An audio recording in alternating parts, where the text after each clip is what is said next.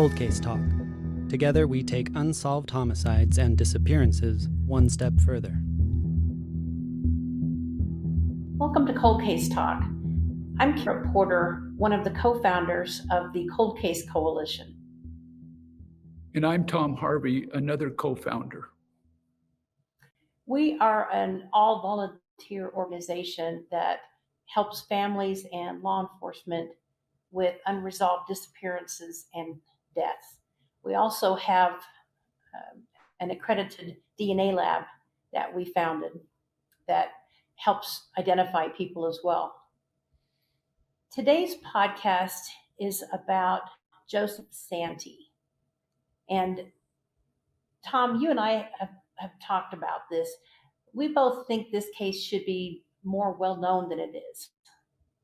Yeah, he was such a prominent businessman at one time in town and throughout the state, really. And his disappearance was very mysterious, and it just seems like it merits a lot more attention than it's been getting.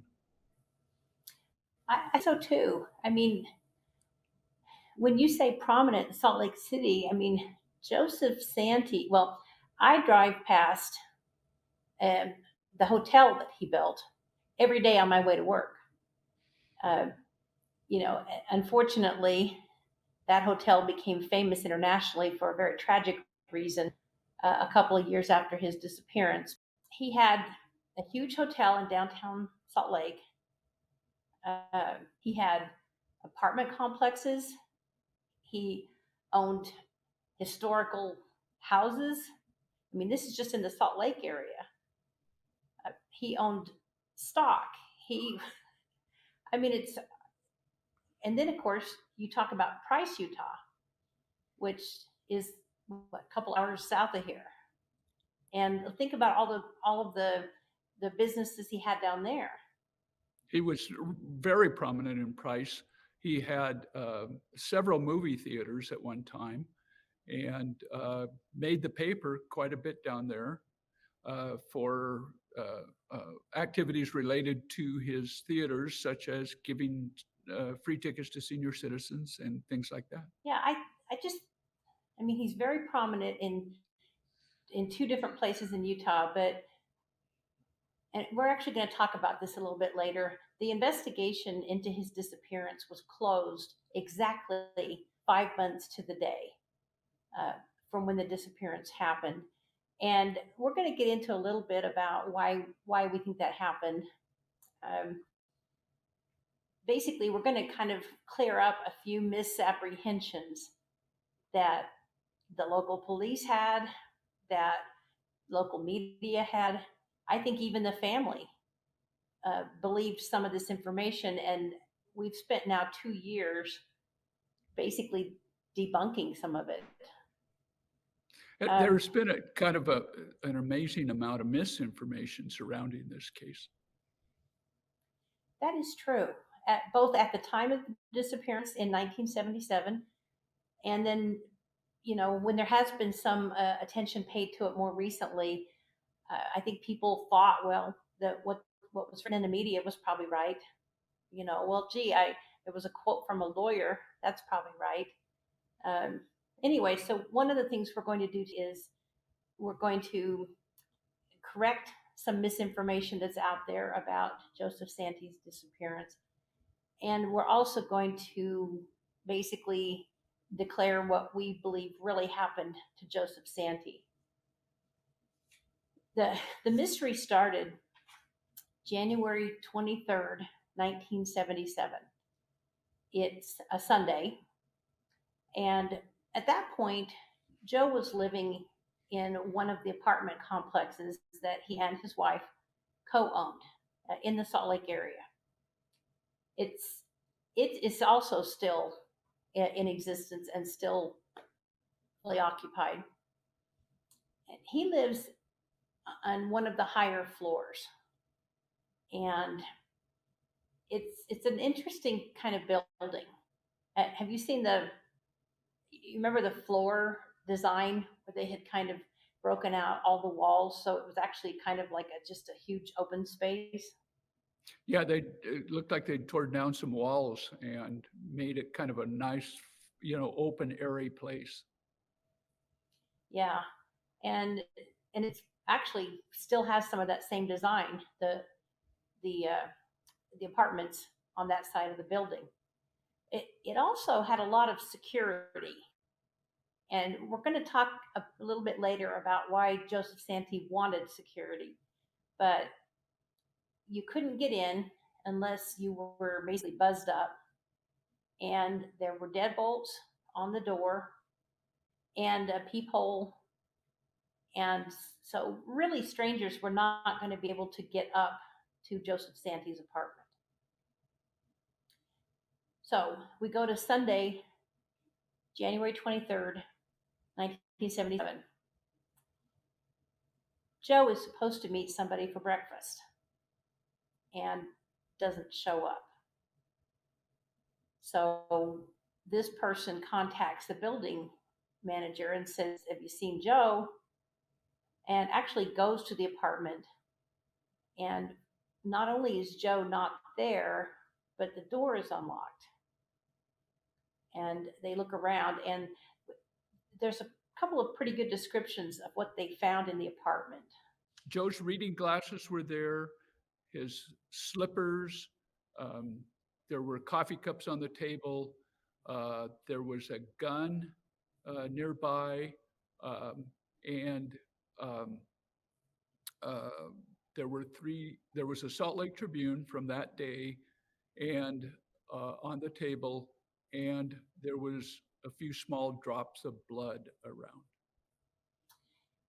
Interestingly, the fact that there were drops of blood on the dining room table area isn't something that was widely publicized. They were very small drops, and so small that at the time they weren't even sure if they could confirm what they were. So they sent the the three items that seemed to have what could be blood on them, just little pinpoints of blood. They sent those to the FBI, and the FBI did come back and say there's definitely some blood. There's not enough back in 1977 for them to identify the type, but there was blood on the Tribune, and there was blood on a pen that was sitting near the Tribune. And then they said there was one more dot of blood on an unknown substance that they could not figure out. Well, sometimes Joe went out of town, and so maybe he'd gone out of town. His wife Mary was down in Price at the time, and so, but she had an unlisted number. So what they did though was they called. Price was not a big town, not a big city at the time. So they called the local operator and said they had an emergency call for Mary Santi. And so the operator got a hold of Mary and connected them. And the building manager didn't really want to tell Mary what was going on. Um, I'm guessing it's because they didn't want to alarm her unnecessarily, but do you think maybe also because the person he was supposed to meet that morning was a lady friend? I think that's a plausible explanation. They didn't want to, uh, I don't know, embarrass her or alarm her or uh, uh, inform on him. So what they do is they tell Mary. Now remember, Mary is a partner to Joe in most of their businesses. We're going to talk a little bit more about their backgrounds coming up, but she's a sophisticated person, so they're trying to come up with something to tell her to not worry her too much. So they basically say, "Hey, does Joe happen to be at his mother's?" Because Joe's mother lived in Price at the time. No. Wait, what do you need? They say, well, the heater's out. And of course, it's January in Salt Lake City, Utah. And so Mary says, well, fix it. I mean, people are going to freeze. And they said, well, we don't really want to do anything without Joe's okay. And Mary, of course, says, well, I'm giving the okay. I mean, she's a co-owner. And but Mary starts to think, I think there's something else going on here. Joe and Mary's daughter Mara was one of the first to enter the apartment. So here we're going to have a stand-in read as Mara described it in a later lawsuit. His reading glasses were on the table, his wristwatch. At the time we went in, it looked like, well, there was a pillowcase found with miscellaneous jewelry that looked kind of funny and that was stuffed in a pillowcase, like somebody was going to take or something, or didn't take it, like it was left. Everything was there. He had a gun sitting on the kitchen table, all of his clothes. Nothing was missing out of his clothes. Nothing was out of place. In fact, there were 2 coffee cups sitting on the table. Everything was there. His shoes, socks on the front room floor. Including his extremely expensive Piaget watch, which was more expensive than a Rolex, for example. And that was one of the items that was in this half full pillowcase on the bed. So this is what the manager sees. This is what his friend sees that he was supposed to meet for breakfast.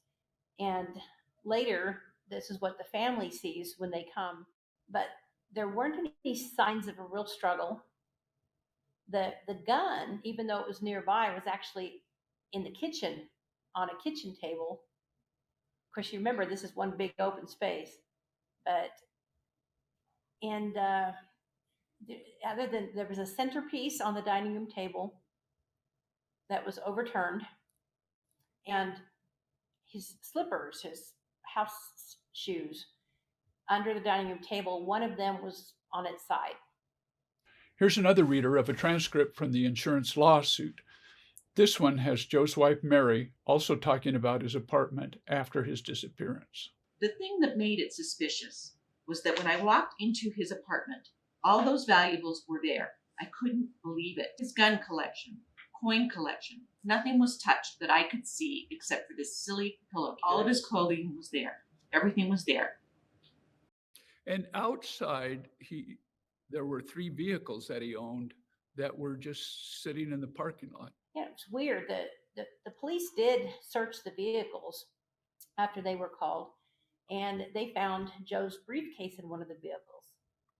And they took the briefcase down to the station, and then they asked Joe's wife, Mary, to come down. That's what made me even more suspicious. I picked the briefcase up from the police. I said, gosh, this is strange. He never leaves his briefcase in the car. And they opened it together, and it was full of stock certificates. And the family could not figure out what to make of that. So you have this deathly quiet, very nice apartment with a Tribune that, by the way, he was not a subscriber to the Tribune. This actually may have some relevance in the case. We're going to debate it a little bit later. But he didn't take the Tribune. It was his neighbor's Tribune that was open on the dining room table as if it were being read. And that's all they know. So that's where we are. The family doesn't know where Joe Santi is. The police don't know, and friends don't know. And so maybe at this point it would help us to understand what's going on if we knew more about Joe Santi. I think so. I think there are some things about Joe's background that kind of all ultimately culminates in what happened in Salt Lake City. So Joe was born in 1922 in a town called Wattis near Price, Utah. And he continued to live in the area until he was an adult. He went to the local high school, and he played sports and did track and field and played basketball. And Joe Santi was a really good accordion player, like really good. Like he would give lessons. He was very much in demand at the Kiwanis Club. And he would teach people to dance to, for example, the Tarantella, one of the most famous accordion songs uh, that I think most people recognize. And just a side note, his family was of Italian origin also. And in the Price area, there were a lot of families of migrants, of European, Eastern European uh, immigrants. Yes, his Joseph's parents were born in Italy, and then came to Carbon County and settled down. Um, Joe's father died in a coal mining accident when he was only about 16 years old, and so that left Joe's mother, with several kids that she was now raising. And I don't know whether that had anything to do with how industrious Joe became, but I think things do shape your life. Um, so after Joe graduated from high school, he got his first job at a theater. And theaters are going to play a big role in this podcast, and they played a huge role in Joe's life. So he goes to work at the local theater, and then December 1941, of course, the United States is attacked. And so Joe moved to California and went to work at actually a very famous shipyard. Um, this shipyard actually, just trivia, but this shipyard actually produced more ships during World War II than any other shipyard in the country. After that, he registered for the draft. And he entered the Navy uh, during the war and became what's called an oiler, which is basically a mechanic type job where you keep the ship operating. I was researching what was an oiler, and one description of it was basically it's the person that figures out what to do. you know, um, and and I think Joe carried a lot of those skills. Later in life, I mean, yeah, he's got this super fancy hotel in downtown Salt Lake City. He is also personally uh, tearing down the walls and revamping old houses. I mean, he was flipping houses before it was as well known as it is now. And I think it's because he really did have pretty amazing skills in terms of um, property and making things work. So after 3 years uh, serving in the Navy during the war, Joe returned to Price and started a courtship with a local girl named Mary Jane Georgides. They actually knew each other before then. I mean, not only was it kind of a small town, but we found in the newspapers some events where they were both in attendance. But Mary was a good match for Joe. I think she had a business mind and was very interested in business. She had gone to business school, and during a brief period of time when they lived in California, she had worked at a Bank of America. So, she was very supportive of Joe's. Let's see, one of his friends said that Joe was very aggressive in his businesses. And Mary, I think, was very supportive of that.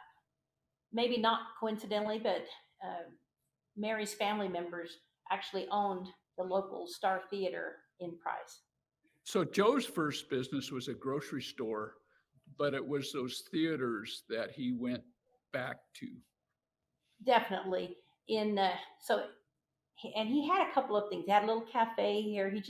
He dipped into California for a while, but in 1951 he opened his first theater, the Price Theater, which is still an active theater in Price. And the first movie that was shown by Joe as the owner of Price Theater was called Kind Lady. It's corrupt as you are, vicious and insane. And then a year later, Joe opened the nearby Carbon Theater. And the first movie that was shown by Joe as the owner of that theater was Colorado Sundown. Stand by and see a big dumb ox get a third of this timber? Now, don't go showing your bad side, Mr. Hurley. I'll show you. And then in 1953, Joe opened a third theater in the Price area, the Motor View Theater. It was a drive-in. And the first movie that Joe showed as the owner of the Motor View was Mrs. O'Malley and Mr. Malone. Mrs. O'Malley and Mr. Malone, a pair of wacky characters the like you've never known. I'm telling you that the murderer is running around loose on the train right now. And every minute you keep us tied up here, you're helping him get away. Don't you ever run down? I'm just trying to tell you You'll that... tell me nothing. 2 dead bodies and $10,000 in stolen money in your room. You call that evidence? And I have to say, Tom, I laugh every time I see that clip. And now I want to see that movie. It's pretty funny. And I had never even heard of that movie till I was looking at the posters for Joe's theaters. Because of his involvement with the theaters and his generosity, he was really well known in the Price area. As I mentioned, he would give away tickets to senior citizens and students, and he was always doing stuff like that. And of course, there's a promotional side to that generosity too. But he seemed very successful at the theater business. Yes. Well, the senior citizens and the students loved it, but some of the movie distributors didn't. And that was the first time that Joe Santi was sued. It was not the last. This actually is important to know in this case. Joe Santi had his hand in everything, and Joe Santi got sued on a regular basis. And you'll see why in a little bit, why that is an important fact to know. He worked it out with the theaters or the distributors who were annoyed with him. And he always worked out the lawsuits. He was just an aggressive business person. Joe seemed to have, I'm not sure how to describe it, but I did enjoy the story of, so it's fast forward 1969, and Joe is showing a movie that is very controversial at the time called Candy, and gets rated. And I wish we had a better picture of Joe standing there with the warrant while the sheriff carries off the film that he has just been showing. But the sheriff had decided that it was obscene. I believe in those who are free enough to give. Ah, yes, to give. But what? To give myself. But to what? Yes. To whatever needs me. What in heaven's name are you talking about? Depravity. I don't know what that means. Indecency. In and out. Tell it like it is, baby. I celebrate the virtue, the beauty, the wonder of my fractured spleen. It's a weird movie. It's still available on YouTube, and I watched parts of it. It is so strange, and it's hard to believe. There's a lot of major stars in it too, but it's a kind of like an LSD experience, sex movie type thing. I don't know. Yeah, I thought there'd be some kind of point to it, but it's got Walter Matthau and Marlon Brando and John Astin, the guy from the Addams Family, and I don't know, it was whatever. Ringo Starr from the Beatles was in it. Anyway, so Joe, though, he just because the sheriff decides that it's obscene, he doesn't just agree to that. He marches right down and gets himself in front of a judge, and the judge agrees and says nope. So he goes and gets that film, and he starts showing it again the very next day. He just, I don't know, there was just something about his personality. He'd get into a little tiff with the city, and they would like cut his power cable, and then they would resolve it a day later. I don't know. There was just something about his personality that things just rolled off his back. Um, And he and was anyway, he was pushing the edge sometimes too. So, that's his aggressive business side.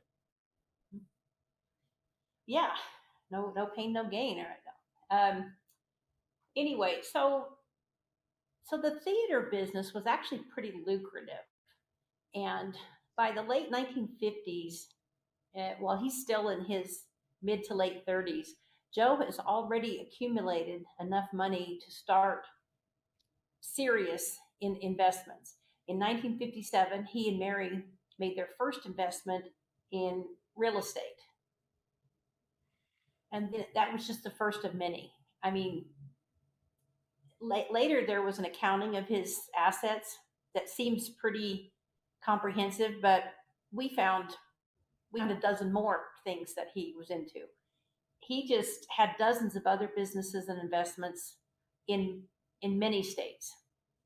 Let's see, Arizona, Nevada, Colorado, a lot of places in Utah. Uh, he was a busy guy. Uranium leases, if I remember correctly, was one of his investments.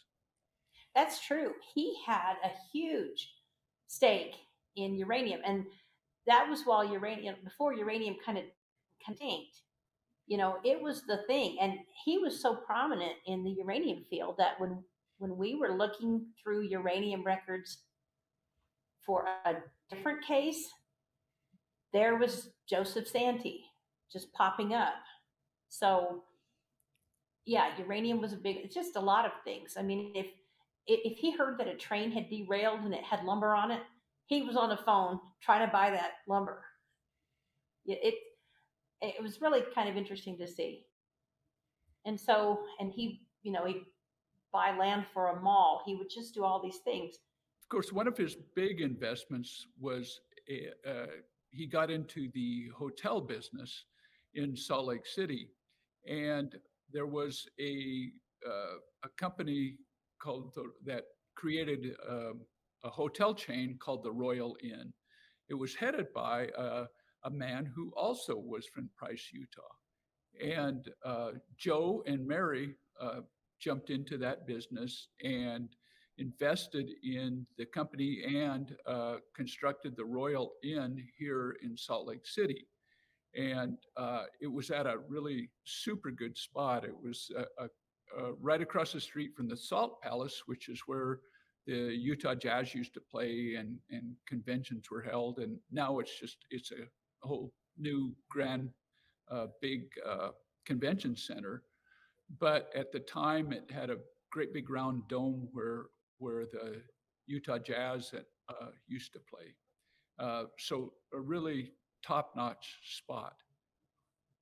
It was a big deal when they announced they were going to open this hotel.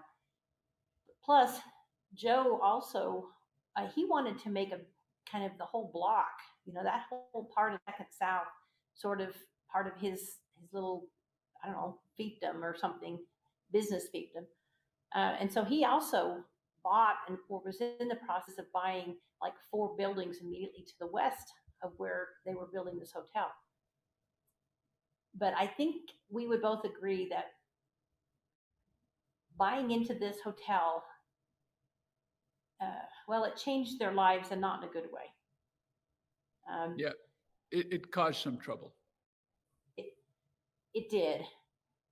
Mary Santi, Joe's wife, she believed that the royal inns is what led them to become somewhat estranged in the 1970s, because Mary's view was that the owner of Royal Inns of America, who was from Price, that Joe just would never believe that this guy could do anything wrong.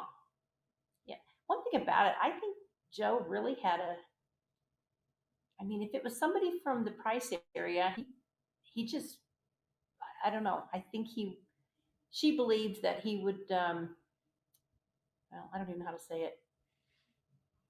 Mary believed that that because Joe had known him for years in Price, that Joe was just willing to believe whatever he said, and she said she didn't.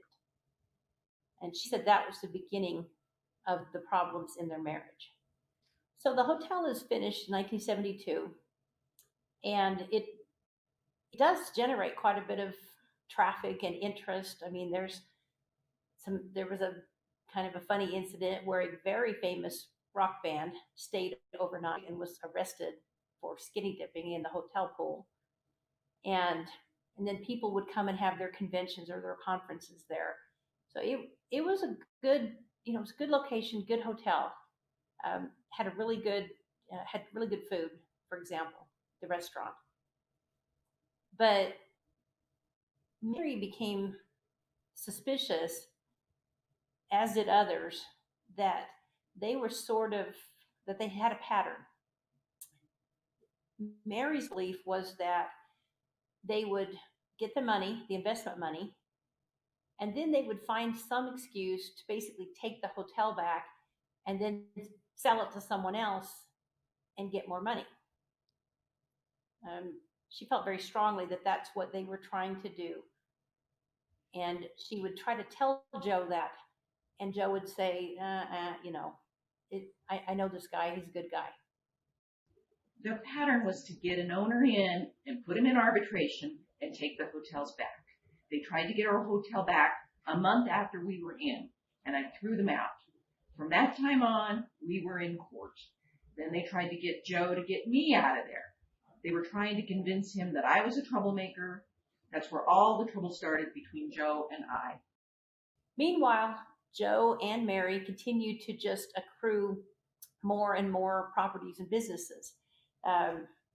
He becomes either an owner or part owner of a Walgreens, a Taco Time, the Woolworth building in Price, and just becoming very wealthy. He bought what I think is the most beautiful house. I'm very envious of this house. It is a spectacular house in Salt Lake City. You can't beat the view, and it was the most expensive house when it was built during the Depression. And it's fabulous. And so that's basically what he was doing in 1977. At this point, January of 1977, Joe is 54 years old. This very prominent business person, and now he's missing. So one day he just disappears. And you can imagine with somebody that prominent, with all those businesses, money coming in, money going out, that type of thing, that a number of both rumors, speculation, and theories would follow that disappearance. Well, and I think those rumors are part of the reason why this case was closed after exactly 5 months.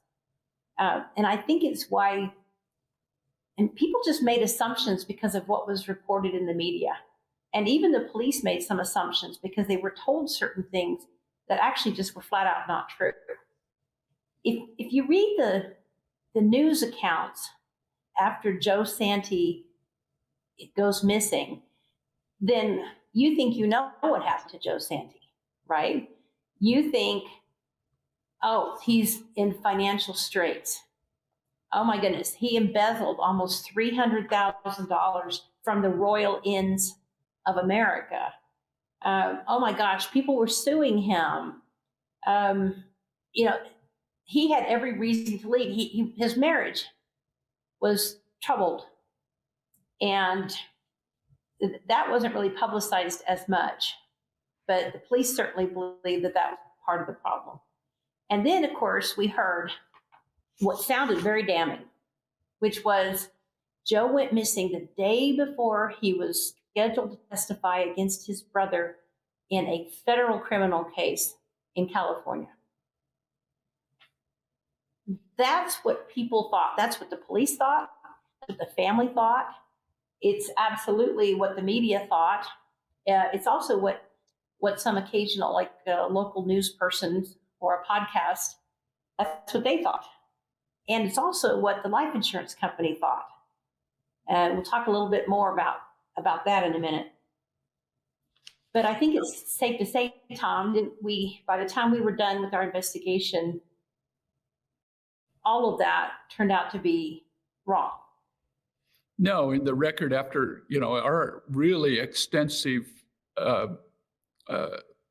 investigation into this case and all of the documents that we gathered from various places, not just police reports, but archives and other places, court records, and all of that, none of that turned out to be true. All wrong. Every fact that they were relying on to suggest that Joe Santi voluntarily went missing, all wrong. And that's what we're going to talk about next. By the way, I should say that one advantage we have in this case is that we have dozens of statements, handwritten or transcribed from recordings that people made in the 1980s about Joseph Santi. And they made these statements in the context of a life insurance dispute. After a person has gone missing a certain number of years, you can apply for a death certificate. There's a presumption of death. And the insurance company said, okay, you can presume that Joe Santi is dead if you want to, but that doesn't mean that he was murdered. You may have heard the phrase double indemnity, but the family would get twice as much life insurance if he were killed than if he simply was presumed dead. And so it basically became a very bitter fight between the Santi family and the life insurance company. And kind of as a result of that, that's why we got a lot of the kind of firsthand accounts of what people believed happened, assets, all of those types of things. One of the things that we do in almost all of our cases is we go down just to see if a local archives or special collection might have something. And so, for example, we wanted to know about Joe's finances. We wanted to know about his brother's trial, about his wife and whether they were getting divorced, et cetera. So we spent quite a bit of time gathering all that information.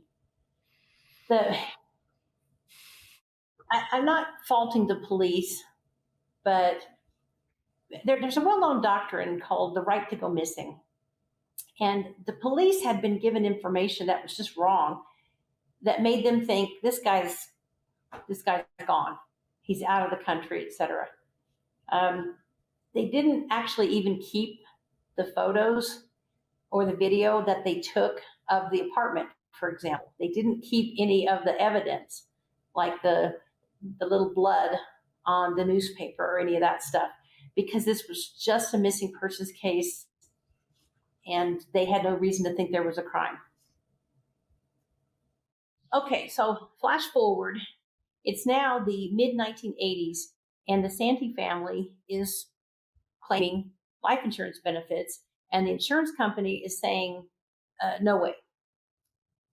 So let's talk about what the insurance company claimed and what we found out was actually the truth.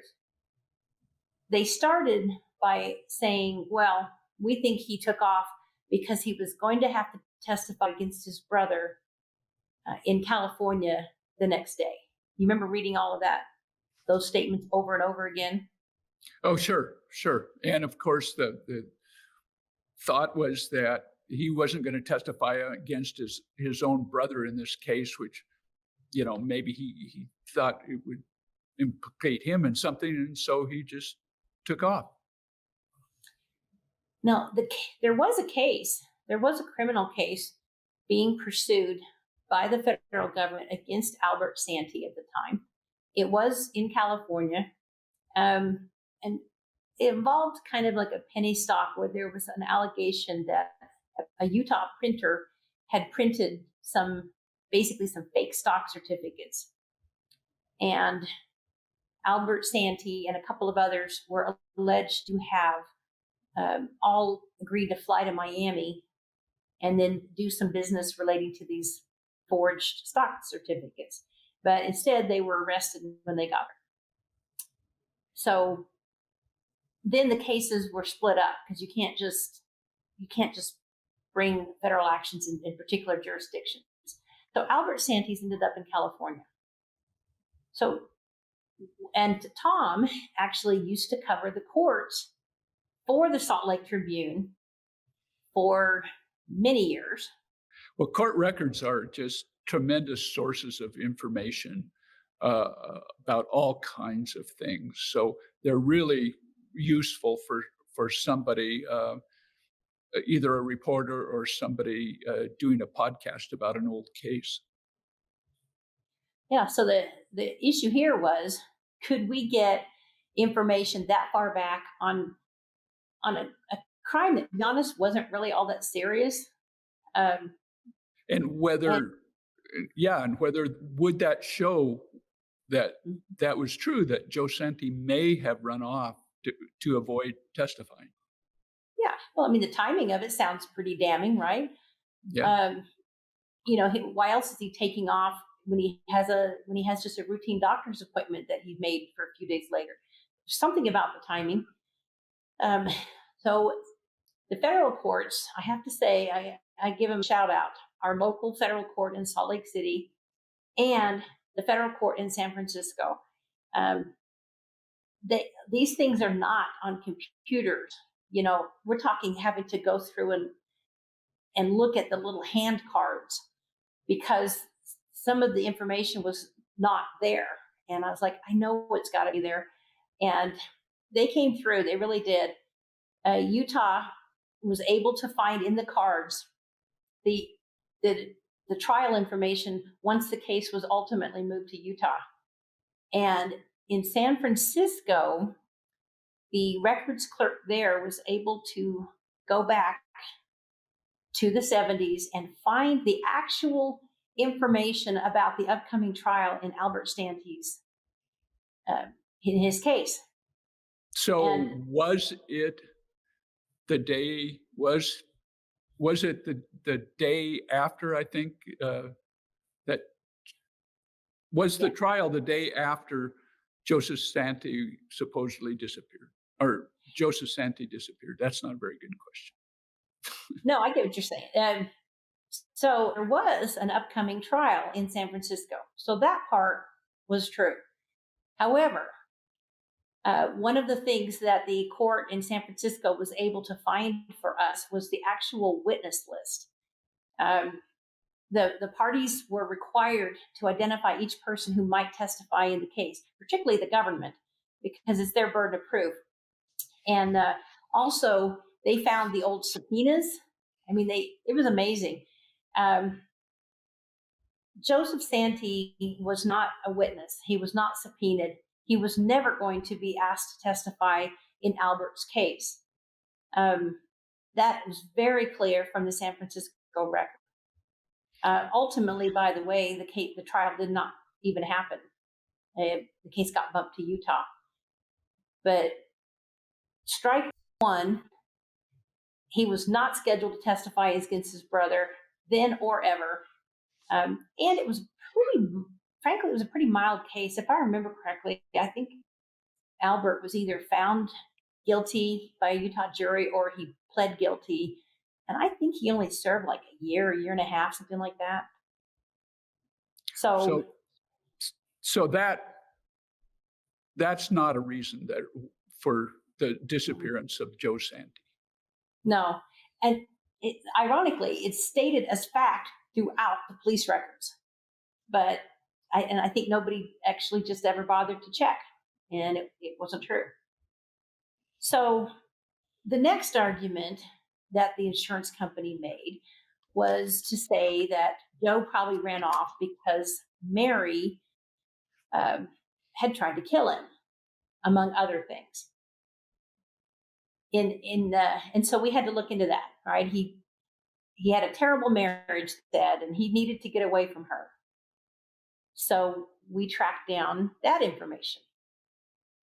And it's true that 1975, all right, this is a year and a half before Joe goes missing, Joe filed for divorce against Mary. And there's a witness statement in one of the files that says it followed a big screaming match, basically, between the two of them. So he files his for divorce in July of 1975. So what we needed to know was what actually happened in that divorce case. Because Mary said, yeah, he filed, and then at one point she filed, and then she said, and then we just decided to let it go. Okay, so it was undisputed. Joe had filed for divorce in 75 and had made a lot of accusations against Mary. Of course, one thing you have to remember, Tom, do you remember the old days? You used to have to come up with reasons. Remember that? Yeah, you had to have explicit reasons about bad things in the marriage, abuse, that type of thing, in order to be granted a divorce. Right. So there was no such thing as no-fault divorce at the time. You had to say mental or physical cruelty or words to that effect. So there was some pretty harsh language that the life insurance company was throwing at the Santi family as one reason they weren't going to pay the insurance. So we needed to investigate that. Was the marriage really in that big of trouble? Did Mary really try to kill Joe? And so we started working on that. And we actually found some really good information at the state archives. Hey, Heidi Stringham, Research Center Manager for the archives. Generally, we have court records that are older than 50 years. There are a few counties that there are exceptions to that, some like older ones that we don't have, and then some we have up to about 1983, 84, just depending on the county. But Salt Lake County, which is your focus today, it is a pretty hard and fast 50 years. So as Heidi points out, this file normally would not have even been at the state archives, but yay, there it was. We also got some old police records about a prior incident where there had been a shooting at their house. So how would you summarize the violence accusations, Tom, that the life insurance company was making against Mary? Well, I think what they were trying to say, I think, was that I don't know if they would have gone this far, but they were trying to say that Joe may have taken off because of Mary's violence toward him, type of thing, or abuse, and the marriage was falling apart, and there had been incidents of violence, which there had been in it, and so who knows what happened to Joe Santi. As part of the lawsuit, attorneys for the insurance company questioned Mary about the domestic violence allegations. Here are readers recreating those moments as they appear on transcripts. Did you ever attack Joe physically? No. Ever shoot him? No. You never shot him? No. Ever stab him? No. As I said before, the only trouble my husband and I ever had was Royal Inns of America. That's when he hit me because I wouldn't leave the hotel. How many times did he hit you? A couple. There was a prior police record where Mary had fired a gun, but it was not at Joe. He was not even on, it was actually in her bedroom, and he was in a completely different part of the house. Joe said that she was really angry with him, and then she even pointed the gun at him at some point during that encounter, and it did get physical. Mary acknowledged there had been some physical, he had hit her on that instance. He used to have a pistol around the house quite often, and that's the pistol that was discharged. But I didn't know it was loaded, and I went to pick it up, and I said, "What's this doing here? Getting upset with guns, pistols, and all this baloney." And the darn thing went through the top of the window. We did not find any confirmation of any other serious accusation of violence, though, in any of the records or the police reports. Right. That seems to have been the only time. And if I remember correctly, it goes back to the Royal Inn and the couple's dispute over how to deal with the management of the corporation. Well, I really think that Mary was onto something when she said everything could be tied back to the Royal Inns, because in 1975 he had filed for divorce, but interestingly there was never a response. A year had gone by with no answer, no counterclaim, no activity whatsoever, and that's not normal if you are seriously moving forward with a divorce. Yeah, And so, it indicates right? that they had backed off and weren't pressing their attorneys to continue with the divorce. Exactly. But then something happened.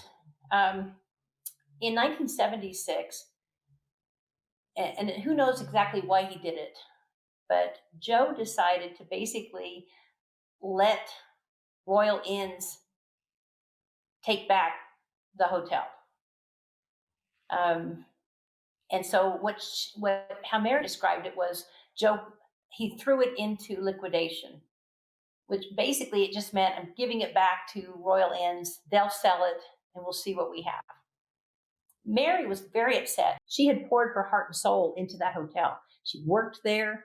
That, it was a passion for her. And when she found out about that, she decided, okay, I've had enough of this. And so she then went ahead and answered that year-old divorce complaint. And she put a bunch of, of those accusations in too.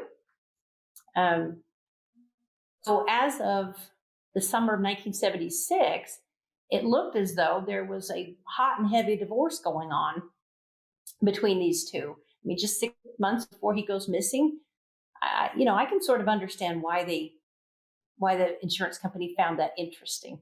Mm-hmm. But luckily, we were able to confirm something important that Mary said. She said, yeah, I was angry and I went ahead and responded, but then they just shelved it again. She was angry. She had filed her paperwork. She had asked for a trial date, but then they never went through with it. And you and I both thought that was extremely important that we confirm that, right? It made a huge difference. Right. It really did, because, another reason gone for why Joe might have disappeared. And it was pretty clear that while they had been in divorce court and stuff, that they had both backed off and they weren't going through with the divorce. Yes, and then we found the actual golden nugget again at our state archives. And in there was a confirmation by the court that Joe had not done what needed to be done if they wanted to have a trial date, that no trial was going to occur unless the parties took certain steps, and nothing was ever done. So it was exactly as Mary was saying, which is they got hot-headed, they had some unfortunate encounters, but neither of them appeared to be moving forward with the divorce. I mean, they had separated after that big fight. There was a big fight in early 1976 with the gun that was discharged. After that, Mary had started staying more in Price, but that was it. So we felt like that pretty much wiped out that whole argument that, they were in the midst of a brutal divorce and all that. So that left the next argument that the insurance company made. And that was really their biggest argument, don't you think? Yeah, definitely. And one that was repeated, in the news media and by the police and stuff like that before the divorce or the insurance case ever happened. For sure. What was reported constantly was that Joe was financially desperate, and even more than that, the royal inns, okay, the very people that Mary did not trust, they were affirmatively asserting that Joe and Mary had embezzled almost $300,000. Well, that sounded terrible, right?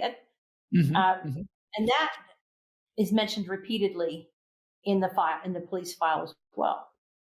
And he was facing several lawsuits, over this and that and stuff. And so you had this theory built up, rumors and such, that he was just in big financial trouble. He had run off with a bunch of money. He was owed a bunch of money to people. He was being sued. So he just ran off to avoid all of that. It really made a compelling story. And if all you did was read the local media, you thought Joe Santi had embezzled almost $300,000 and had taken off. So we had to research that. And we actually found quite a bit of documentation about Joe's true financial condition. Okay, first of all, was Joe being sued? Yes. Had he been sued his entire adult life in one way or the other? Yes. Maybe it's just me being the cynical lawyer, but I've got clients that actually even like being sued. But businessmen get, unless you're mousy and thus not a good business person, you're in lawsuits, litigation constantly. He had been sued from day one when he was handing out free tickets to senior citizens. So we didn't see any lawsuit you covered the courts for years. I am a lawyer for 35 years. We studied all of the lawsuits against him and saw nothing that would appear to bother Joe Santi. Is that a fair statement? Nothing that was threatening his business empire, nothing that would take him down and send him into bankruptcy court or something like that. Nothing where anybody was going to win a big judgment against him. Exactly. And so then they'd say, well, he had cash flow problems. And you know what? He did, right? We found that. But the reason he had cash flow problems was because Joe was always on to the next deal, right? So, for example, at the time he disappeared, I've got a couple of notes on this. He had bought a 7-plex in Salt Lake City, and he had just bought a house in Ogden, and he was in the process of fixing those up and flipping those. So he always had cash flow issues. But we didn't see anything. When we went through his finances, we did not see anything that was different from just the way he had conducted his whole business career, which is he's one step ahead of the creditors, then he pays them off, and then he's on to his next venture. He has periods where he has lots of cash and money, and he has other periods where he's out in the desert with looking for money underneath rocks. Yeah. Nothing weird there. And I think one thing that's probably I think one thing that kind of answers the whole question, after Joe disappeared, at one point there was a court-appointed receiver who went through all of his assets. And that receiver, who, by the way, he actually threw the estate into bankruptcy. And like he said, I just needed to stop like foreclosures and things like that were going to happen because Joe had disappeared. So this is the guy who knew the finances. Essentially, all of the existing obligations of Joe Santi could be satisfied by the sale of this property. The custodian currently has in his possession several offers for the purchase of the property. The highest and most recent offer is for $825,000 gross. And that happened to be the Villa Granada Apartments where Joe lived. That alone wiped out all of his debt. So again, we didn't see the financial angle. So what about this embezzlement? I mean, that sounded bad. Did Joe embezzle $278,000 from the Royal Inns of America? And what did we conclude on that one? Well, the Royal Inns themselves went into bankruptcy at that point, and one of the results was that they ended up owing the Santis, I think it was around that same number. It was over $200,000. So they didn't embezzle $278,000. They were actually owed several $100,000 by the Royal Inns. Yeah, I mean, at one point, all of the owners in the country got together and filed a class action against Royal Inns. So that whole thing about Joe Santi embezzling almost $300,000, frankly, was just, I mean, I know the lawyer who made the statement, and he was just getting ahead of it. He was advocating for his client. And also, the reason that he was taking that position was because remember when Joe had thrown the hotel, the Royal Inn, into liquidation? So what that meant was they were going to find a buyer for it, and then Joe and Mary would be entitled to some of that money because they still had their investment money in there. So Royal Inns was just trying to get ahead of it by saying, we're going to sell this to a buyer. Don't give Joe and Mary anything, or at least offset it. But in a nutshell, Joe and Mary had not embezzled anything. They knew it, and Royal Inns knew it. And again, no reason to think that Joe Santi would have taken off for anything to do with that. So what we're at here is the things that were rumors and showed up in police reports about why this prominent businessman may have disappeared. All of them that we've mentioned up to this point turned out not to be true. There was just no factual basis to conclude that he would have run off because for any of these reasons. Remember the dispute about the life insurance claim? It actually went to trial, and it went to trial in front of Judge Bruce Jenkins, a federal district court judge. And Judge Jenkins listened to all the evidence from both sides, the insurance company and the Santi family, and he made a decision about what happened to Joe Santi. And I have to say, this is an honor for us that he agreed to read those portions of his ruling. Okay, I've been asked to deal with the case that we decided, 33 years ago, but which started more than 35 years ago. And I'm happy to do that. It's Santi versus the Prudential Insurance Company of America. It was civil number 84-202. Pertinent paragraphs they've asked for are paragraphs 8 and 9. And I'm happy to read those. Mr. Santi, this was an effort on the part of his wife, surviving wife, in reference to some insurance claims. But in paragraph 8, it says, Mr. Santi was best described as a wheeler-dealer. He accumulated a sizable estate by buying things and selling them at a profit.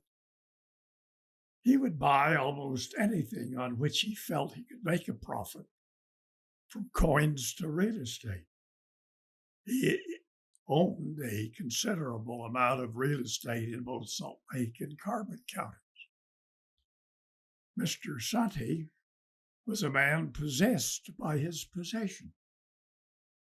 He owned 2 Cadillacs and a Ford pickup, valuable collections of guns and coins, I should say, antique furniture, gold and jewelry. He was very proud of his possessions. He was not overly concerned about the origin of some of the personal property he acquired, and his business associates were not always above reproach. They've asked me to read paragraph 18 having to do with his disappearance. In the short paragraph just above 18, we conclude in saying, in short, there is evidence that Mr. Santi had good reason to disappear voluntarily. And then in paragraph 18, although Mr. Santi had cause to disappear voluntarily, in balance, other facts persuade the court that he did not do so. Rather, the court finds that, considering all the evidence, it is more likely than not that Mr. Santi was killed on or about January 23, 1977. Among other factors compelling that conclusion are the suddenness with which he left his possessions, the suspicious nature of the transaction he was engaged in immediately before his disappearance, the relative order of automobiles and personal property, his clothing, furniture, and personal articles were undisturbed, the open apartment, the absence of money, the trace of blood and the articles in the pillowcases.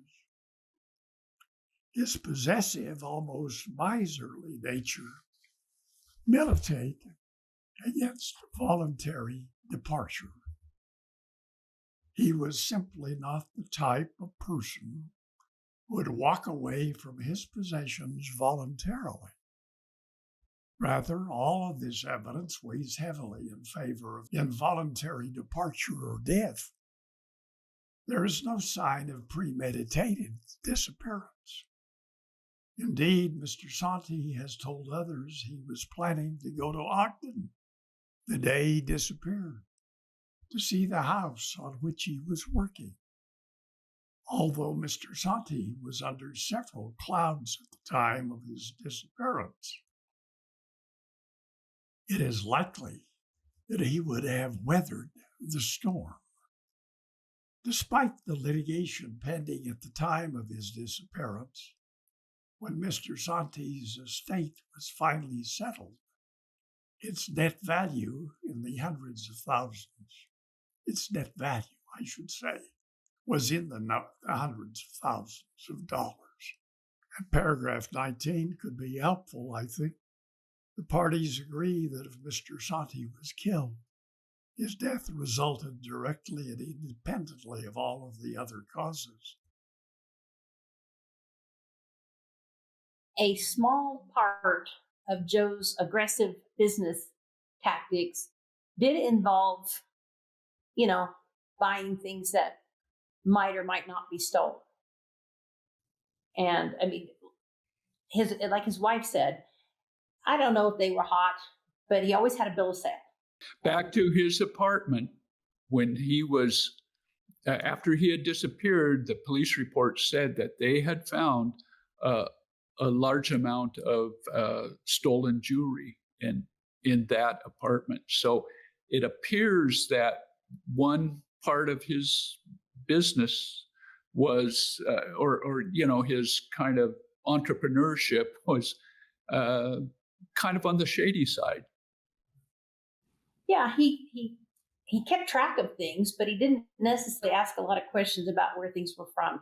At the time of his death, the police estimated that the goods in his apartment, including the guns and the jewelry, etc., were worth perhaps up to $1 million.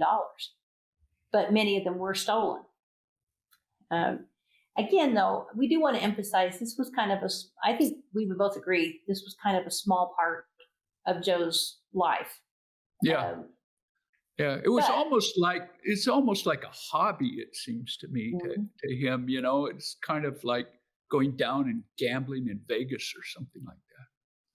Yeah, I think I hadn't thought of it that way, but it kind of explains a little bit maybe about the last transaction that he was trying to achieve in his life, why he did it. And we're going to get into that in a minute, but I kind of see what you're saying. I think just enjoyed doing that, and maybe it was lucrative. Yeah, there was some thrill to it, perhaps. Yeah. So Joe had some acquaintances who were maybe risky. Now, Mary believed, there was some testimony in the case that Joe had been at least 3 times. The first time, Mary believed that it was somebody with the Royal Inns. It was 1972, and a friend of theirs from Price told Mary he really needed to get a hold of Joe. This guy says that there's a threat against Joe's life. And he said it came out of California, and it was to beat Joe unmercifully, but not to kill him. So after that incident, Mary said that she and Joe basically told the Royal Inns contact, "We know that was you. You better stop." But there were 2 more incidents at least where Joe's life was threatened. So we had the incident in 1975 that was very dangerous and very interesting.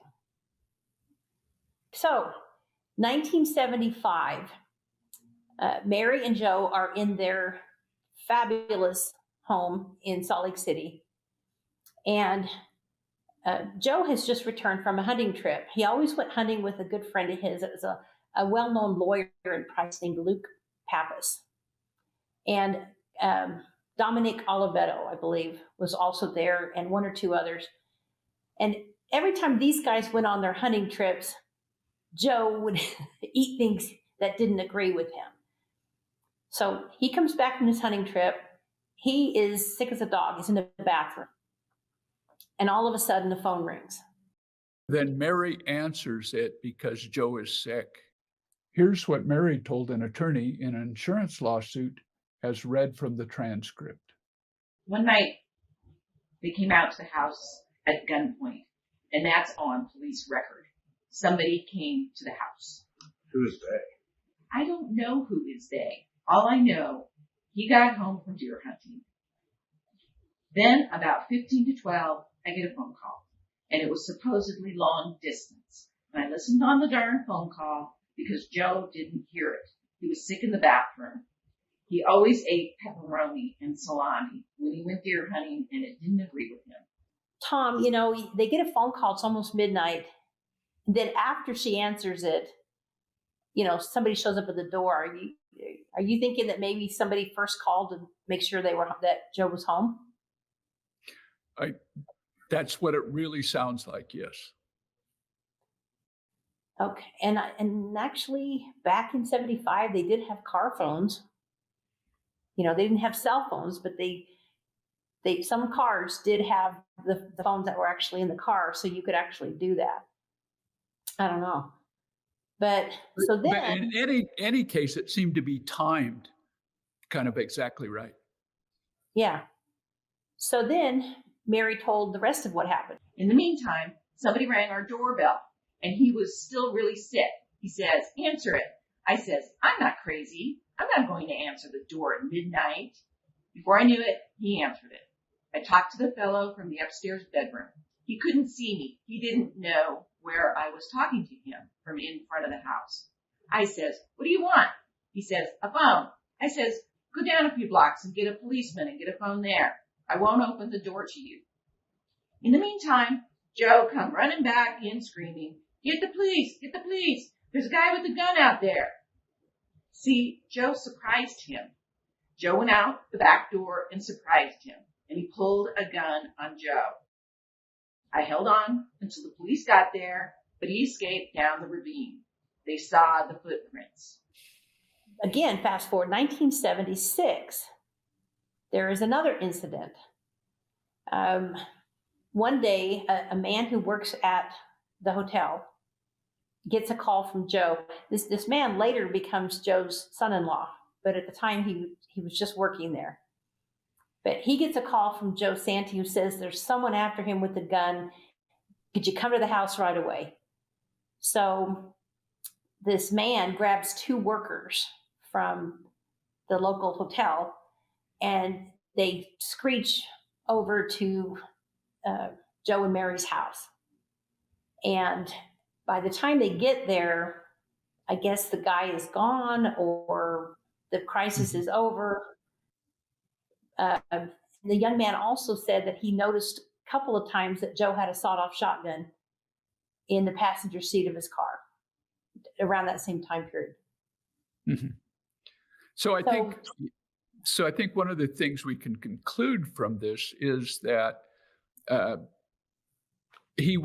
Joe did play the margins at times, and some of these incidences may have been the result of some of that type of activity.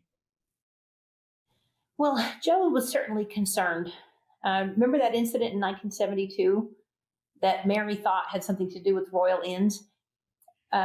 Just a few months after that, Joe decides he needs well, it's not really a safe house. It's a safe tunnel? He needs an escape route. He needs a way to get out of the house. And so he actually talked with a contractor, and he originally was telling the contractor, oh, it's just to store things. But the contractor started to figure out it was something a little bit more. There is a concrete-walled tunnel which connects the main house to an old carriage house. The old carriage house is now used as a garage, which opens directly onto the street. Beginning at the carriage house, the tunnel runs in an easterly direction for about a distance of 100 feet and enters the main house on the southwest corner in the area of the kitchen. Mr. Santi first indicated that he wanted a vault room constructed on the south side of the tunnel midway between the main house and the carriage house. He said that the room was to be used for storage of valuable items. Based upon the design criteria, construction details, and other directions, it soon became apparent that what he really wanted was a place to seek refuge or protection, or a mode of escape in the event someone entered his house. I asked him about this, and he indicated that it was what he wanted. He expressed some thoughts regarding a socio-economic collapse of the government or some other type of lawlessness. Among the items he described, and which he wanted incorporated into the construction, included A double steel entry door system consisting of a first door of plate steel which opened outward and therefore could not be pushed in, and a second door which was to be a solid core fire-rated unit which opened inward. B, a source of air and or a circulation system to secure a supply of fresh air. C, a portable electrical system, and D, an escape tunnel made from 30-inch diameter concrete sewer pipe. The tunnel would exit in the ravine and have a hidden exit. Joe did have reason to believe this. He could be at risk at different times, even to the point of having this elaborate scheme where he would be able to escape into the ravine behind the house. Oh, and I should mention that he had been, Joe had been burgled before. In the 60s, his house in Price had been burgled and thousands of dollars worth of diamond rings and jewelry had been stolen. One of his theaters had been burgled around the same time there in Price. So, he understood and felt a need for safety. You remember the apartment complex that he bought, Tom? They actually advertised their security. And interestingly, they advertised that that the rooms were soundproof. I can't help but wonder if that came into play later. Mm-hmm. But it was a selling point for those particular apartments. So now if we fast forward, Tom, to a day or two before Joe Santi's disappearance, this is what we believe happened to Joe Santi. Let's go to the last time that Joe Santi is seen alive. And it's a Saturday, And as is typical with Joe, he is on to a potential good deal, probably too good to be true. And a friend of his explained exactly what happened that day. So Terry owned a jewelry store, and it had been obvious that he and Joe had business dealings prior to this. I own AAA Jewelers. It's basically a pawn shop and jewelry store. Joe called me and said he had a transaction going on with a fellow that had $100,000 worth of coins that had come up from Las Vegas and that he could buy them for $10,000. The men, he told me, had been up to his apartment once or twice prior to his meeting I had with Joe. The one fellow owned a bar and said he told him this other fellow had been coming in the evenings and paying for drinks with silver dollars. And after talking with the fellow, he had indicated that he had with him all of these coins. Joe never indicated that they may or may not have been stolen, but somebody who was going to sell something worth $100,000 for $10,000, I told Joe it sounded awfully fishy. So Joe, knowing that I dealt for years in coins and various types of things in that area, paper money and so on, he asked me to go with him to appraise the coins, and I told him I would go with him, but I wanted $100. He agreed to that, but at the same time did not have $10,000. So he gave me his diamond ring as collateral for, I don't recall now, either $7,000 or $7,500, somewhere in that area. And I gave it to him on a 30-day basis. The place that Joe and Terry went to meet these individuals was called Swannie's. It was owned by a guy named Harold Swanson. And for those who might be from the area, it was attached or in the same building as a place called Gino's. And it was basically across the street from a motel called the Lone Pine Motel. Joe and I went into the back door. There was a card room in the back with a card table. Evidently, he played cards in the back. We walked into the bar. It was early, not real early in the morning. It was like 10 or 11 before the bar opened. There was a woman vacuuming, which I assumed to be his wife when we came in the main part of the bar. This Harold Swanson was behind the bar. Joe went over and threw the $10,000 cash all over the bar and said, "Okay, where are the coins? Get a hold of the guy." I said, "Joe, put that money away. You don't." Well, the man then said he would go to the motel down the street, which didn't have a telephone. It was a low-price motel, and get the guy and have him come up and then have Joe and I go down there. He'd gone a short period of time and came back and said the maid was in the room and the guy couldn't come up right then. So Joe and I proceeded to sit and wait for a period, I would say 2 to 3 hours. So they're in the bar, and whatever it is, at some point, Terry, Joe's friend, starts to feel nervous about the situation. This Harold Swanson, we never did see another man, kept going out and making this excuse. We're sitting there waiting for a phone call at a payphone there in Swanie's lounge. Joe finally said to me, "What do you think?" I said, "Joe, I think it's a setup. I think they thought you would come out here with this $10,000 cash and they were going to rob you. But I said they weren't expecting you to bring me, and because of that, they now are all up in the air. I don't think there are any coins. I think they were out just to rob you." So after that, I said to Joe I had to get back to work, and he says he thought he'd hang around there for a few minutes and asked this Swanson if he'd take him back uptown. Years later, there was an acquaintance of the Santi family who said that he believed he had actually seen Joe in a pickup with two individuals that night. We were not able to track him down. There's no real remainder of what he had to say on that. But it's possible that if he did see Joe with two individuals, that perhaps they were in fact giving him a ride back to his apartment. So by the time that the Santi family was arguing with the life insurance company, they were basically pointing a finger at Harold Swanson. was a little bit convenient to do that because Swanson had died in 1984. But we did go ahead and do some checking just to even see whether it was a possibility that Swanson could have become involved in something like this.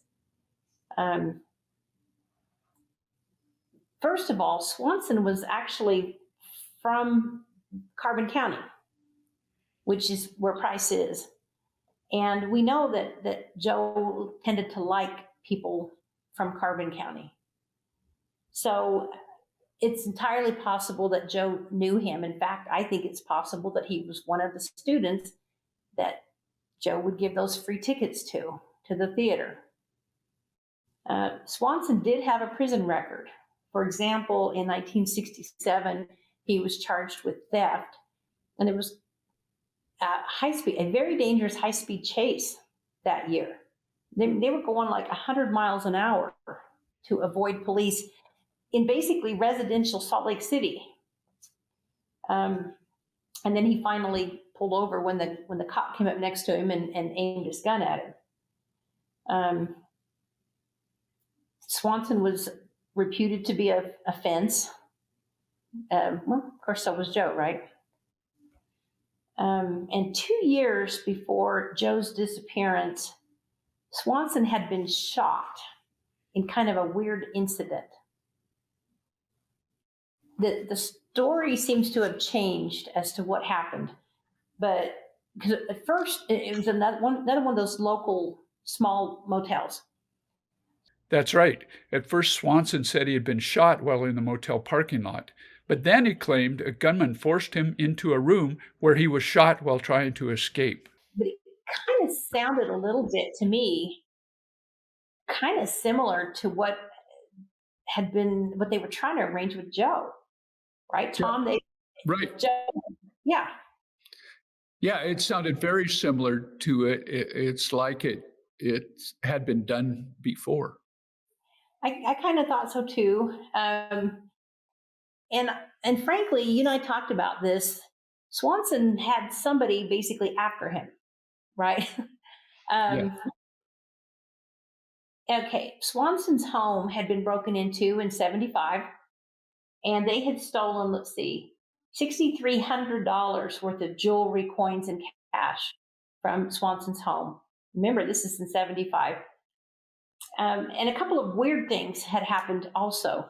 Just 5 months before Joe Santi's disappearance, someone had doused Swanson's bar in gasoline. They had even poured gasoline in the kegs. Remember that? Mm-hmm. Mm-hmm. Very thorough job. Very thorough, and had left a timer. What do they call it? Ignition device had been left there. That when the neighboring business smelled gasoline, called the fire department, and when the fire department got there was 30 minutes left on the ignition device. That was weird. Somebody was after Swanee or Swanson. I think so. I mean, is it possible that he was rigging it up himself? That didn't seem to be his style, but we think somebody was out to get him. I mean, if you're going to try to fake something like burn down your own place, I don't think you're going to put I don't think you're going to put gasoline in the beer kegs, because that's pretty suspicious anyway. And again, another indication that Harold Swanson himself was involved in some shady activities. Yeah, I think so. So Swanson, I mentioned earlier that Swanson had died in 1984. And I think I also mentioned that a friend of the family said that he had seen Joseph Santi with two men. It's kind of convenient, but this friend said that one of the men was Harold Swanson. Again, like I said, Swanson wasn't around to defend himself. But even that's weird as to why Harold Swanson was not around to defend himself. 1984, Harold Swanson is pulled over in a routine traffic stop. It's just a traffic violation. And suddenly he floors it. He takes off. He is going 90 miles an hour, not just in the residential area, but the residential areas near his own home. And unfortunately, he gets on 9th South and does not realize that 9th South ends. There's a big body of water on the west side of 9th South. And keep people from accidentally driving into the big body of water, there is a huge berm. So he is going 90 miles an hour down this road to get away from the cops. And he plows into the berm, and the car then goes on into the water. But he basically is dead before, he doesn't drown. He was killed from the impact. And so you and I both thought, well, what was in the car, right? What was going on? And you remember? Nothing. And we wondered, was there a warrant out for his arrest for something? Right. And the answer to that was no. There was no contraband in the car. The car was not stolen. There was no warrant out for Harold Swanson. They literally, the police could not come up with any reason why Harold Swanson would have taken off like he did. People, you could theorize, I guess. Yeah, you can speculate, Right. But we just don't know. We don't know. I did sort of a little informal survey and kind of asked people, and some people, they don't have any idea. But some people kind of thought, well, he may have thought he was there to be arrested or something. Right. Maybe for the disappearance of Joe Santi, but also maybe he had committed a more recent crime and thought maybe he was going to be arrested for that, when in fact there was no warrant out for his arrest for any crime. I kind of wondered, because for a brief period of time in 1983, Salt Lake City PD, and I mean brief, they took another look at the case, or they at least received some information or something. I think it's possible that they went and talked to Swanson again. When they just sort of did a brief follow-up in 83, his death's in 84, I don't know. Mm-hmm. So or at least maybe tried to contact him, oh, yeah. which maybe weren't successful, but he might have been paranoid that they were onto him or something. Yeah, I think it's possible. It is unfortunate that we're not going to know. So this leaves a lot of questions about what happened in this case. And we actually wrote some of them down, and we've had several debates about them. One question is, what happened inside Joe Santi's apartment in January 1977? And I honestly don't know whether you and I have the same theory or not. So let's find out. Do you have a theory? Yeah, sure. So I think that what happened is that Joe had invited probably Swanson and somebody else to come over and finish the deal. But that he thought was going to take place, the exchange of $10,000 for $100,000 worth of jewels and, coins and stuff. But I don't think there was any intention on the part of the other parties to actually do some type of exchange. I think it was just a way of robbing Santi of $10,000. And so they got in there and into his apartment and, either talked him out, but I think more than likely threatened him and maybe smacked him somewhat for that's why you might see a few drops of blood around, obviously not very hard. And then they all went outside, and Joe Santi was, the money is gone, and Joe Santi was never seen again. I tend to have a similar theory. I tend to agree with Terry that, okay, Terry said that Joe mentioned that these individuals have been in Joe's apartment before. If that's true, then, they've kind of been able to scout it out or something. I'm not sure why they would have been in his apartment before, but I can see why Swanson would have been in his apartment before, because they ran in the same circles, both in the area, did engage in the same types of aggressive businesses.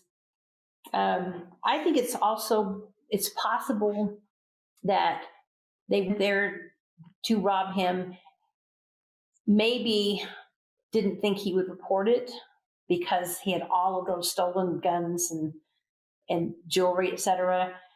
But one thing I feel like we've learned about Joe Santi is that he wasn't the kind of guy that was just going to take guff. And I think he would have resisted rather than, because for one thing, he figured he could work his way out of anything. Oh, I have stolen guns. Sorry. Here's my receipts. I had no idea. So I do think that probably something happened. Either he resisted or I don't know. I'm not sure what. You and I have debated about when did this happen. For me, there was a couple of theories. The Tribune had already been delivered on Sunday morning. And I wasn't here in 77, but I was here in the 80s, and the Tribune was usually delivered. It didn't usually get delivered until probably, at least where I lived, 6 or 6:30. Sure. And yet here he is with an open Tribune on the dining room table. That would mean that these guys were still there, or they didn't come until Sunday morning. You remember we debated whether or not it was a setup, whether maybe they returned because the door was unlocked and actually laid the paper out. But the problem I have with that is the fact that those little minute drops of blood, part of that was on the Tribune. So I am not clear. And it's kind of dangerous. Now, granted, it doesn't get light in January until, after the Tribune had been delivered. And we also wondered about, why did he have that Tribune? Now, okay, Sunday Tribunes used to be really cool with all the coupons and stuff. I don't really think that's where he was going with that. Why did he borrow his neighbor's Tribune? Sometimes he was he was kind of a wheeler dealer, right? He might have just thought, I'm going to read the Tribune, put it back on the neighbor's porch, right? Or not porch, it's an apartment complex, but. Which would suggest that he had gotten it early, maybe as soon as it was delivered. And perhaps had done it before and would read it and put it back before the neighbor went out to get it.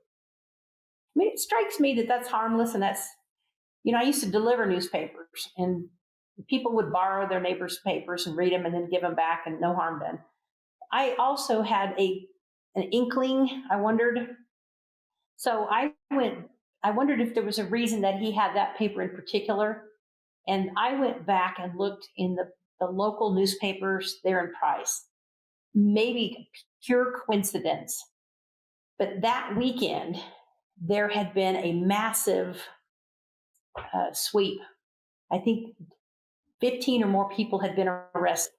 A lot of it was for narcotics, but a lot of it was for stolen jewelry, jade, which of course was one of Joe's favorites.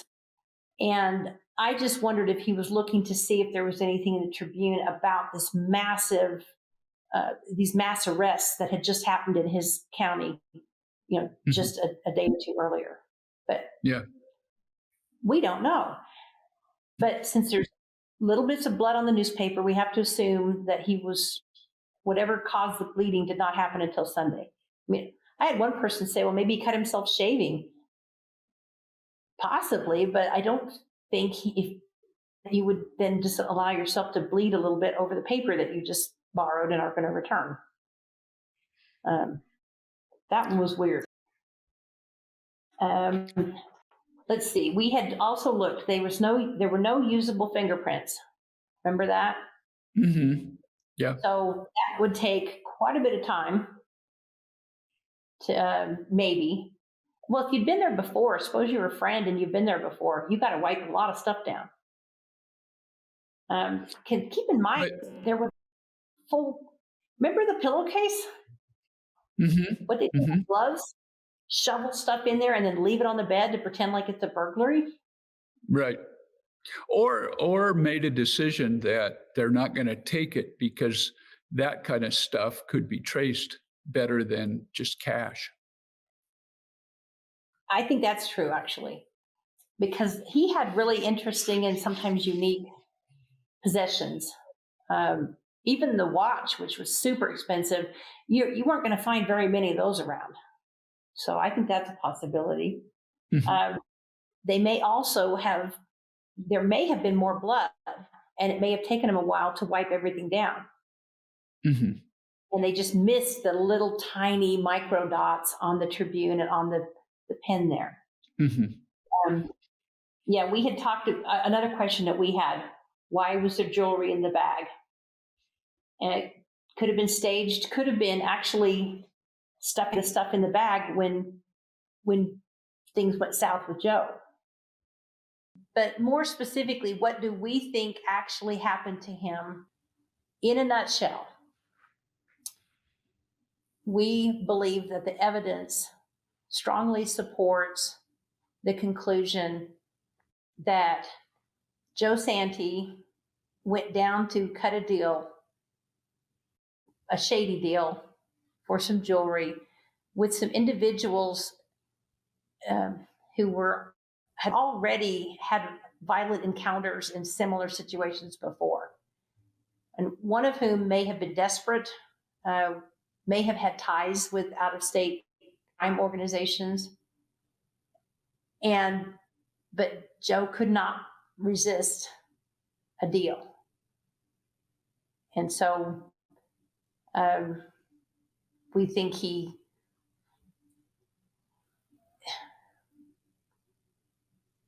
we tend to agree with Terry that when Terry said, I'm not sticking around for this, and Joe said, I'll get a ride back with these guys. Okay, now they knew where he lived. They may have never left. They may have given him a ride and then never left until the deed was done. And we don't know whether they intended to kill him or not, but we believe that they did. And I believe it was probably to avoid being identified because one of the two men was very well known to Santi. Now, we don't have any idea where he ended up. There were a lot of rumors. Remember seeing all of those? Yeah, mine shafts, he's seen in Vegas, that type of thing. Well, there were rumors the whole time. He's left the country. People kept saying, I bet he went to Greece. And his daughter would say his family's not Greek. In an earlier podcast that we did called Bodies in the Desert, we pointed out that you can be well into the desert in less than a 15-minute drive from Salt Lake. Or there are thousands of mine shafts. Or the Great Salt Lake, which at the time, was a very convenient place to dump people. Not so much anymore, sadly. Oh, that sounded bad. I did not mean it's not convenient to dump bodies. What a bummer. I just meant the Great Salt Lake is is drying up, which is very upsetting to people who live here. To end our podcast, we thought we would give you a sense of who Joe Santi was. You're going to hear now from Joe and Mary Santi's granddaughter, Joey. And she saved animals. She loved plants. She was a shopaholic and really enjoyed decorating and really took good care of me growing up. I remember one Christmas, I got a dollhouse the size of me, and I know it was her behind that because she always went crazy with the decorations, and she would make sure that the tree was up at my mom's house with me because my mom was working full time, and then she'd put it up in her home. And giant Easter time, she had life-size Easter eggs out front. Like, she just always went the extra mile to make it a very fun event, and that was Mary's personality, honestly, with everything she did. But she after my grandpa's disappearance, I was told that she became very dark for a bit, drank more. There was, she became very angry with all that occurred, and you can't blame her with some of the things that you hear that she had to go through. But when I was born, like, she'd stopped drinking. I think something changed for her, and she had something to kind of happy to live for again. And I'm grateful that her and I had that bonding time before she had passed. I remember going to the grocery store with her, and I would check out the local grandfathers and say, "Look at that guy, Grandma. Could we get him for a grandpa today?" Because I was always trying to set her up with a grandpa because I knew that mine had, disappeared. And I always knew the story that nobody knew what happened. I didn't know the details, and some of the things that I've even learned with you all I didn't know. But I always knew that he disappeared, and we'd hope he'd come back one day. And I was shared that, I was named after my grandpa Joe and my dad Paul, so Joey Paula, that's where the name came from. But what an amazing man my grandfather was. Businessman, all of that. Anybody who I was introduced to in Price growing up, well, this is Joe Santi's granddaughter. And it's almost like I was famous because he had made such a name for himself. And even when Mary passed too, the same thing. They were both very well known, and I think they, as you shared in your video, they did make an impact. Sharing the video or the movies, opening up for the elderly and things like that, like they did. But even more than that, I know that they tried to make a difference in their town. A postscript. The nation's foremost academic expert on cold case investigations, Dr. Rachel Walton, was a special guest at our showing of the Santi podcast. Afterwards, we had a chance to talk to Dr. Walton. So you, of course, have written the definitive textbook in the United States on cold case investigations. And you have an acronym called MOM. Explain that to us and how you think that would relate to Joe Santi. And your presentation was dynamically outstanding. That's really one of the best that I've seen. Basically, MOM stands for who had the motive, who had the opportunity, and who had the means to commit the offense.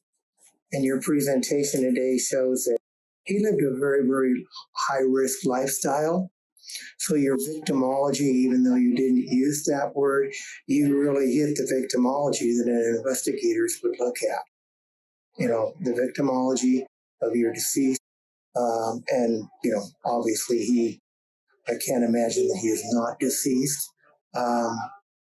So that was an excellent presentation, and you really covered those bases.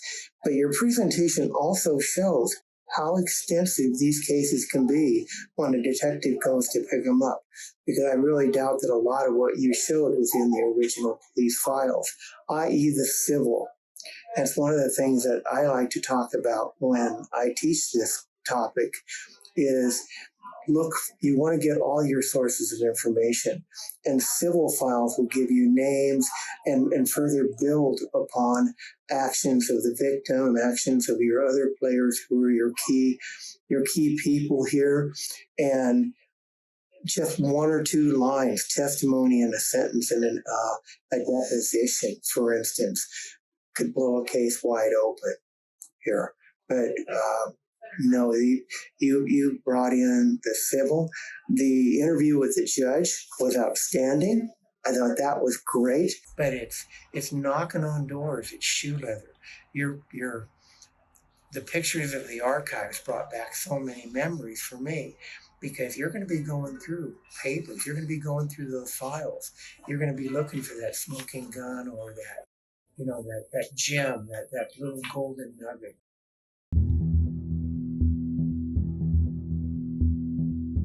If you have information about this or any other unsolved homicide or missing person case, now is the time to speak up.